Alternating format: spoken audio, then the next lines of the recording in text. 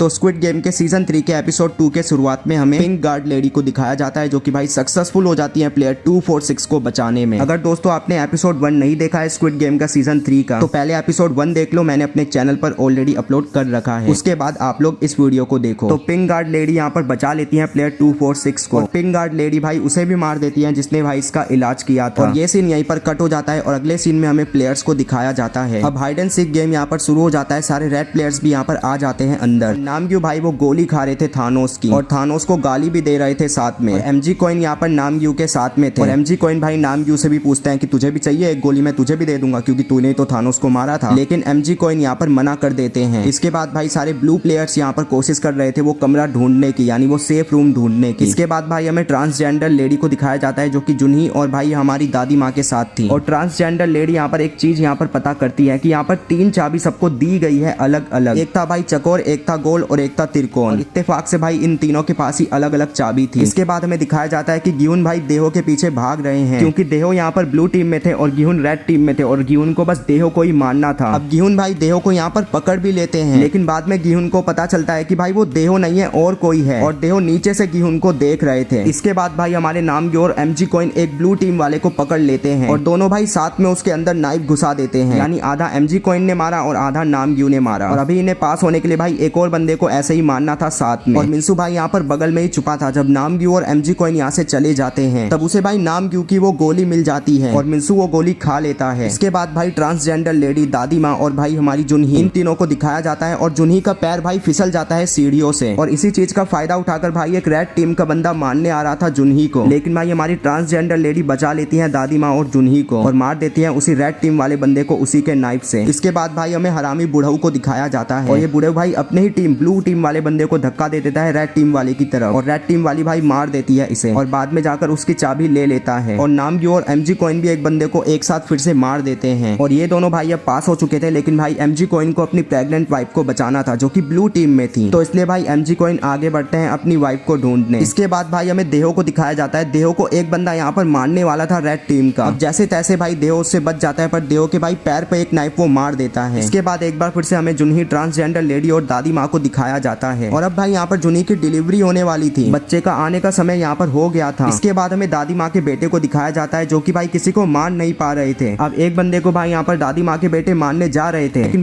लेकिन वो भाई दादी माँ के बेटे को ही मारने वाला था। लेकिन तभी रेड टीम से एक बंदा आता है और दादी माँ के बेटे को बचा लेता है। ये सीन यहीं पर खत्म हो जाता है और हमें देखने को मिलती है वो तंत्र मंत्र करने वाली औरत। ये एक कमरे को खोलती है लेकिन उस कमरे में कौन होते हैं? नामग्यू और एमजी कॉइन। और ये यहाँ से भाग जाती है और एमजी कॉइन और नामग्यू सबको मार देते हैं। और अब इस तंत्र मंत्र करने वाली औरत की मुलाकात हो जाती है गिहुन से और गिहुन इसके एकदम पास आ जाता है। लेकिन ये कहती है कि मुझे पता है तुम देहो को मारना चाहते हो। ये कहती है मुझे पता है देहो कहाँ पर है, देहो मेरे से टकराया था, उसके पैर में चोट लगी है, तुम ब्लड के निशान को देखकर जा सकते हो देहो के पास। और गिहुन भाई से छोड़ देता है और चल जाता है देहो को मारने। इसके बाद भाई इस तंत्र मंत्र करने वाली औरत को मिल जाता है बाहर का रास्ता। लेकिन भाई इस गेट को खोलने के लिए 3 चाबियों की जरूरत थी, त्रिकोण, गोल और चकोर। और इसके पास बस एक ही चाबी थी तो इसे 2 चाबियां और चाहिए थी अभी। इसके बाद ये सीन यहीं पर कट होता है और हमें हरामी बुढ़ऊ को दिखाया जाता है जो कि मरने की एक्टिंग कर रहा था ताकि नामग्यू और एमजी कॉइन उसे ना मारे। इसके बाद भाई ये औरत इस बुढ़ऊ को अपने साथ ले जाती है क्योंकि इस बुढ़ऊ के पास भाई 2 चाबियां थी। इसके बाद ये सीन यहीं पर कट होता है और हमें अगला सीन दिखाया जाता है जहाँ पर भाई जुनही की डिलीवरी हो जाती है, बच्चा हो जाता है। लेकिन भाई तभी यहाँ पर एक रेड टीम का बंदा आ जाता है आवाज सुनकर बच्चे की और ट्रांसजेंडर लेडी यहाँ पर इस रेड टीम के बंदे को मार देती है। लेकिन भाई खुद भी यहाँ पर घायल हो जाती है, उसके पैर पे यहाँ पर लग जाता है एक नाइफ और ट्रांसजेंडर लेडी को भी मिल जाती है बाहर जाने की जगह। और ट्रांसजेंडर लेडी के पास पूरी 3 चाबियां थी, चाहे तो वो जा सकती थी बाहर, लेकिन तभी उसे ख्याल आता है कि मैं दादी माँ और जुनही को साथ में ले जाऊं और वो जाती है जुनही और दादी माँ को बुलाने। लेकिन तभी पीछे से यहाँ पर कोई ट्रांसजेंडर लेडी को नाइफ मार देता है 2-3 बार और वो कौन होता है? जुनही का हस्बैंड एमजी कॉइन। नामग्यू यहाँ पर कह रहा था कोई और भी है क्या कमरे में, लेकिन यहाँ पर भाई जो हमारा एमजी कॉइन है वो कहता है नहीं और कोई नहीं है और गेट को बंद करके यहाँ से चल जाता है एमजी कॉइन। इसके बाद भाई वो तंत्र मंत्र करने वाली लेडी और वो बुढ़ऊ वहाँ पर पहुंच गए थे बाहर जाने के रास्ते पर। अब वो बुढ़ऊ क्या करता है भाई, खुद तो अंदर चल जाता है लेकिन उस तंत्र मंत्र करने वाली को अंदर नहीं आने देता, वो गेट ही बंद कर देता है। इसके बाद भाई फाइनली गिहुन ढूंढ लेता है देहो को, लेकिन देहो भाई गिहुन से गिड़गिड़ा रहा था कि मुझे मत मारो, मेरी कोई गलती नहीं है, अगर मैं मैगजीन ले भी जाता वहाँ पर तो मैं भी मारा ही जाता, सब तभी भी मारे ही जाते हैं और मैं तो कोई मरीन भी नहीं हूँ, ये जो मेरा टैटू है ये तो फेक है, मैं तो आपके साथ बस इसलिए जुड़ा था ताकि मैं आप जैसा बन सकूं, प्लीज मुझे छोड़ दो। यही सब बोलकर भाई गिहुन को धक्का देकर यहाँ पर देहो भाग जाता है, लेकिन गिहुन यहाँ पर पीछा करता है देहो का। इसके बाद ये सीन यहाँ पर कट हो जाता है और हमें दिखाया जाता है उस तंत्र मंत्र करने वाली लेडी और मिन्सू को। और मैंने आपको भाई शुरू में बताया था मिन्सू ने वो गोली खा ली थी थानोस की, तो उस तंत्र मंत्र करने वाले के अंदर भाई मिन्सू को दिख रहा था नामग्यू, जिसके उसने दोस्त को मारा था। और मिन्सू भाई नामग्यू समझ के उस तंत्र मंत्र करने वाली के अंदर नाइफ घुसा देता है और उसे मार देता है और पास हो जाता है। और